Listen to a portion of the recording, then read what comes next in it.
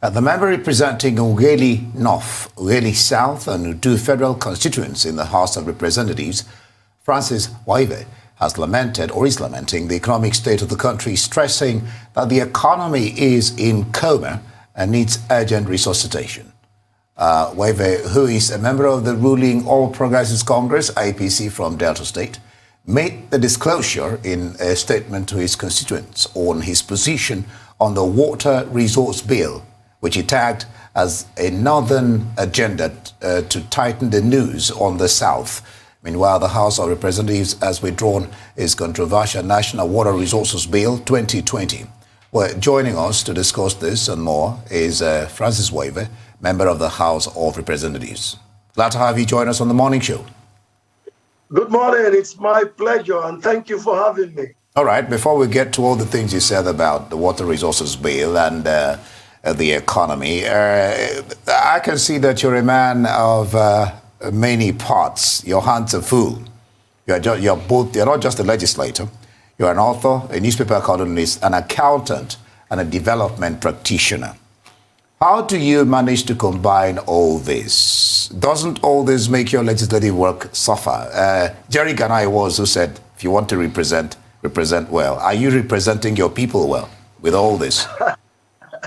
I believe I'm putting in my best, and God helping me, I'm being effective. I believe my people are the judge at the end of the day. But I've done putting my best in every sphere of human endeavor in which I have applied myself, and it has been excellence all the way at school. It was a 2-1 from the university, and everywhere I go, excellence has been the watchword. And our country, as we will get there as a country and as a people. Honorable Waive, let's get to the Water Resources Bill. There have been jubilation in some quarters. They say the bill has been withdrawn, it's been thrown out. But from what we understand, it is to be gazetted and reintroduced. Why is the Green Chamber of the National Assembly so interested in the Water Resources Bill, especially as it did not get the concurrence with the 8th Senate? Well, I wouldn't agree that the Green Chamber is interested in the Water Resources Bill. Every member is entitled to introduce any bill. And for the Water Resources Bill, it's been introduced. And in our last sitting, we faulted the procedure. Hence, perhaps the sponsor will now have to re-gazette it to follow the House rules, the procedure. So that's what we're expecting. If the sponsor decides to reintroduce it, it has to be re-gazetted. And then we'll now follow it in the normal way, first reading, second reading. And many of us would prefer a public hearing and then a third reading, and eventually see whether it will pass by majority votes. Then it will go to the Senate for concurrence. Now, that's not the only bill from the 8th Senate or the 8th National Assembly that has been reintroduced. It's just that this very one happened to be a little bit catchy or catches the attention of many Nigerians. Otherwise, there are a couple of others. And it is not something that the House itself, as a body, is particularly interested in. We're interested in everything that will be good for our country, for Nigeria. We swore to work for the interest of this country. Well, you said it's a ploy, if I get that your statement well, for the North, or is it for the federal government, to cage the South? If I remember that statement I just read a while ago. I wonder why you're saying that. And then add this to it. You're passionately opposed to the Water Resources Bill. It's been pushed by your party. By the way, it's been the House of Reps Speaker has said, okay, go and gazette it first. Yet you opposed it. Now, wouldn't that get you into hot waters with your party? And are you doing it because it's a way to further the cause of your people instead of your party agenda? Let me get something clear. On the floor of the House, we speak as individual members. That bill was not presented by any political party, not by the All Progressive Congress, of which I'm the only member from the All Progressive Congress, among the 10 of us from Delta, bill was not presented by the APC as a party, so it would be wrong to say that. And then I must also add that I'm not faulting it because it's a northern bill. No. I speak for Nigeria, for the interest of this country. I speak for what is good for our country. There are rivers in the north, in Benue, in Kebbi, in several areas of the Taraba. So I do not believe in a north-south dichotomy or divide. I believe in one Nigeria, and why I oppose the bill, first is the procedure, and then secondly, I do not believe in a centralized government. We have a center that is too powerful, and decentralization is the way to go. That is the way to stop these misunderstandings, agitations that are going on. The center must be less attractive. We must have a federal system of government as opposed to a unitary system that the military introduced. That is why I'm opposed to the Water Resources Bill. Too many things are being centralized. Let us decentralize this country. Let the states have their powers to regulate a lot of things and do a lot of things for the good of the common people. Look at our local governments today. They are all dead and useless, as it were. And this is because things are always being centralized. Anything you want to do, you've got to come to Abuja. I think that is wrong.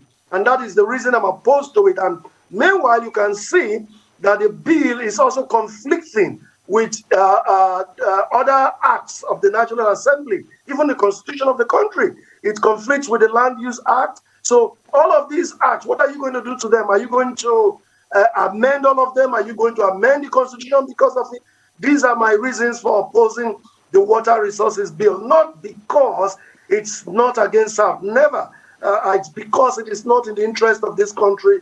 It's not in the interest of true federalism, not in the interest of physical federalism, not in the interest of one Nigeria. That's why I'm against it. Okay. The center must be less attractive. Yeah. And that begs the question, why did it take this long for members against the bill, such as yourself, to speak out? And secondly, the federal government says there's no going back, and that those who oppose this bill are speaking from a place of ignorance, and that this is they are ill-informed. Hold on, Honorable Waive. He also says it's the amalgamation of existing laws to regulate and centralize the water resources in the country. So why did it take this long for you to speak out? And what's your response to the executive arm of government that says there's no going back? Well, as far as I know, the president of this country have not said that there is no going back on it, because there's a procedure he knows that must be followed, and that procedure has not yet been followed. So I don't think Mr. President will say what you have just said. Then for us in the House that you said have not been speaking, there is a procedure, the first reading, the second reading. And for many of us, we've been trying to exhaust that procedure. And that's what we've been doing. But when it got to a point where suddenly we found that the bill has been passed, it appeared like a coup d'etat. I'm a member. I didn't get a copy. When did this happen? Look through the Gazette. Gazette is not there. That is when we began to go to the public domain. Otherwise, what I can say on the floor, I should not say on television. So when my privilege was breached, I thought it is now time to come out in the open. And that is how a lot of other members have reacted. And in fact, that is why the bill has been stepped down, and to ensure that the proper procedure is followed. And when it's being followed, of course, on the floor, we will air our opinion. And if we get to this kind of scenario again, you can trust that we're going to cry out. Well, the president may not have said that, but the Minister of Information and Culture, Lai Mohammed, has at different occasion said so. So are you saying that he's not speaking for the federal government? I would prefer that you say the minister said so. But I never said the president said so. I said the federal government, and he is a minister. Yes, he's a member of the cabinet. The minister said so. So are you saying the minister isn't speaking for the government? Is that what you're saying? That he's speaking on his own volition. He's speaking for himself and not the federal government in his capacity. It's just like saying when I speak for the House of Representatives. I speak for my people, the good people of Ugele North, Ugele South, and Udu. I speak for Nigerians, but I do not speak for the House of Representatives. We have a speaker, the Right Honorable Frederick Bajabiya Miller.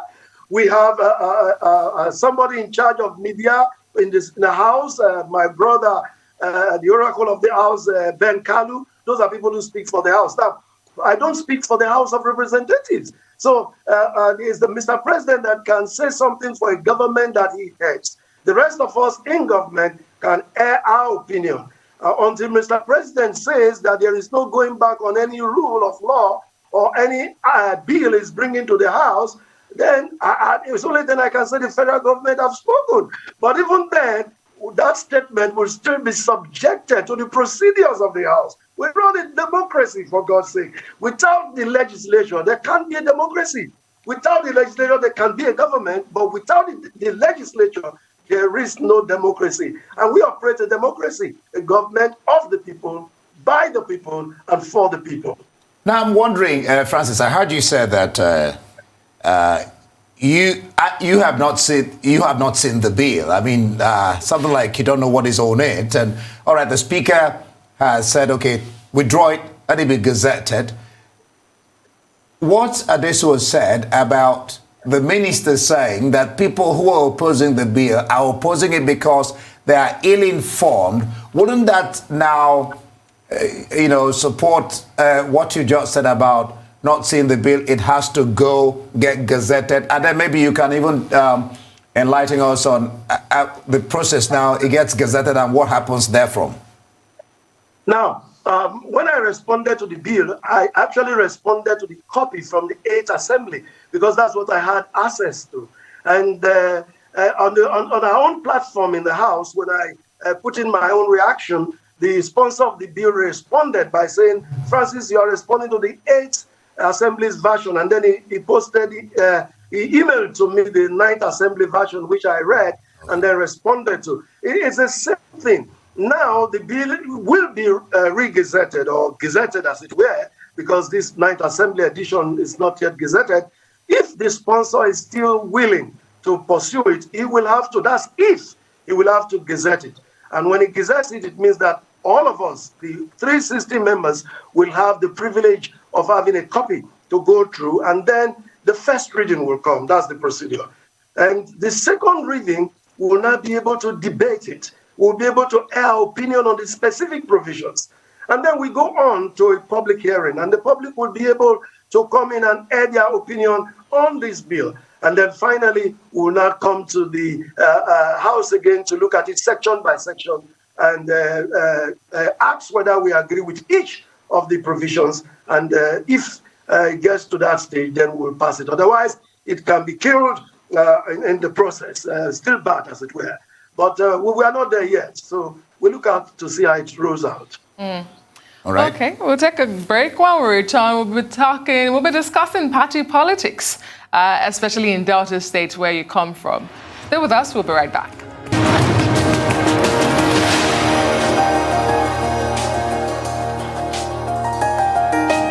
We still have Francis Waive, member House of Representatives, representing Udu constituency. That I couldn't get the rest of them because they're quite long, but at least I can remember Udu. Yeah, I can remember Udu constituency. Ugele North, Ugele South. Ugele North, Ugele South, and Udu. All right, fine. Yes. Before we get into politics and talk a little more about politics, let's talk about the Ajaokuta, and Nyomko a little bit. There's a synergy between the FG and NAS to get Ajaokuta Steel and Nyomko. Of course, Nyomko is a Nigerian iron ore mining company working to position the country on the path of industrialization. Can you walk us through the NAS, that's National Assembly, of course, and the FG, how they arrived at this juncture and the journey so far? Well, as a member of the House Committee on Steel, we've seen the proposal for injection of funds, loan funding, to get Ajaokuta Steel back on track. Really off track at the moment, with the Russians, who initially were the core builders of that facility. We visited, the Senate committee did, and the House committee has also done that. I was part of that delegation.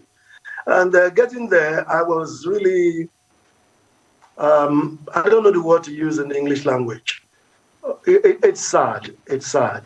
I wept for Nigeria while visiting. It's sad. And I know that is replicated in the Delta Steel Company in Omialaga, right in my constituency. So it's sad. But government is trying to resuscitate it. That facility has never produced one gram of steel since it's the business of steel making was initiated there some 40 years ago. Some people started work there, retired there, without one bit of steel being produced. It's sad. And billions of US dollars have been expended, a massive facility. And I can only imagine if it was completed, the industrial revolution that would have had in this country. So one is only hoping that the present efforts that would take over $1 billion more in debt funding will yield results. The president seems to be very keen on achieving this, and the House committees, both the House and the Senate committees, are towing the line. The minister is carrying everyone along. So we hope that it will work and Nigeria will become part of the industrial revolution. Many of us have our fears, we have our worries, but we must move forward. We can't remain where we are. That's a colossal waste. Colossal waste. You need to be there. You cry for this country. You will. And how are you pushing that conversation to become a priority, especially as we have the Itakpe rail line now that is coming on board? And you did mention the Delta Steel Company. One would wonder if you are pushing that to come on board. And just still talking about infrastructure, the Benin-Warri Expressway hasn't got priority in the budget over the years. Are you even pushing for that? I'm glad you mentioned the Itakpe rail line. Mm-hmm. One of the first motions I moved on the floor when I came in was to appreciate government's plan to commercialize this line. And I did ask that the line be extended from Itakpe all the way to Abuja so that somebody from Warri in Delta State can, on the train, get straight to Abuja. I'm glad that Mr. President has incorporated that into the planning. It was there in his speech during the commissioning, and it's been budgeted for, and I'm thrilled about that. On the Warri-Benin Expressway, that's a very serious issue. I'm not sure Arise Television have seen the 2021 budget to be able to tell whether it's there or not. But it's in a very sorry state as we speak. People spend days there. It's in a very bad condition. And I would like to use this platform to also call on the federal government to include that, to ensure that that road is fixed. It's not just segmental rehabilitation, but reconstructed. It's total reconstruction, the Warri-Benin Expressway. And it's a very a crucial road for this country, linking the South-South with the Southwest and the rest of the country, even the Southeast. So it's very crucial. And I made that call. And during the budgetary process, we will be checking in collaboration with my colleagues in the National Assembly to ensure that that is incorporated. Of course, we are going to continue the advocacy, and we believe that it will be done. Francis Waive, member of the House of Representatives. How did you, I think you're one of two, we're talking politics now, that got into the House in a place that is almost PDP through and through. So how did you, what was your trump card? How did you manage to win election in that place? Well, I must say that our democracy is deepening. The process is slow. We want it to be faster, but we are usually getting into a situation where Nigerians are voting for individuals. They are voting for candidates. I have been there for my people down the years. Throughout my pastoral ministry, social work has been part of what we do. We have provided health care for thousands, hundreds of thousands of people in rural and riverine communities. We've provided educational support to orphans and vulnerable children over the years when I didn't even know that I would come into politics. So when the urge came in to serve my people in this office and I threw my hat on the ring, you can be sure, oh, this man have been there before, you know. So I'm not surprised my people embraced me. And because I've been a critic to government since '99, speaking true to power, I believe that people were sure that when I come in, I'm going to do good. So I'm grateful that the good people of Ughelli North, Ughelli South, and Udu voted me as their representative in the House of Representatives in the 2019 election, becoming the only APC rep in the House. And of course, my big brother, our leader, His Excellency Senator Ovie Omagege, His Excellency Senator Ovie Omagege, the distinguished senator and deputy president of the Senate of the Federal Republic of Nigeria, also voted in on the same APC platform. And we are thrilled and we are giving our people the best they can have. People can make the comparisons and they can be sure that going forward, the best is yet to come. You talked about deepening democracies, and internal democracies of political parties play a critical role in that. And I just want to ask you about the factionalization of the APC in Delta State, or what you people like to refer to as tendencies in APC Delta State. I wonder why it's tendencies, but we all know it as factionalization. But anyways, any name you call it, factionalization or tendencies, how has that played out? What is the party doing to reconcile members, the Otega Omorua faction and the Senator Ovie Omagege faction? Well, I can tell you that we learned some lessons from 2019, and at the leadership level, some engagements are going on currently. I'm not going to be specific because I want to see fruits come out of that first. But what you see so far is the followership level, that at the social media level, there's a lot of passion.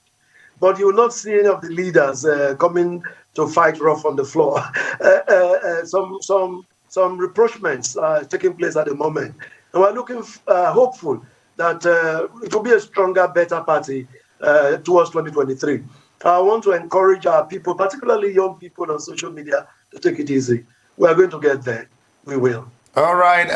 Let me just ask you this in passing. There's just very briefly, as a pastor and student union leader, how does politics mix with religion? Maybe under a minute and a half. Politics mixing with religion. I think that there can't be any good politics without religion.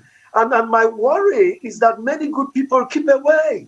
This is our country. We must get involved in the process. We must register as voters. The voter turnout is so low. And that is one of the things I did in my constituency during period to the elections, to ensure that as many people as possible who have never voted, who have never been a part, they get registered to vote. And that helped me. And I want to make the call to Nigerians generally. Let's not leave this thing for them. It's not us. All right. Thank you so much. It's been glad discussing with you, Honorable Francis Waive, member Federal House of Representatives, representing Ughelli North, South, and then, of course, Udu. Thank you so much.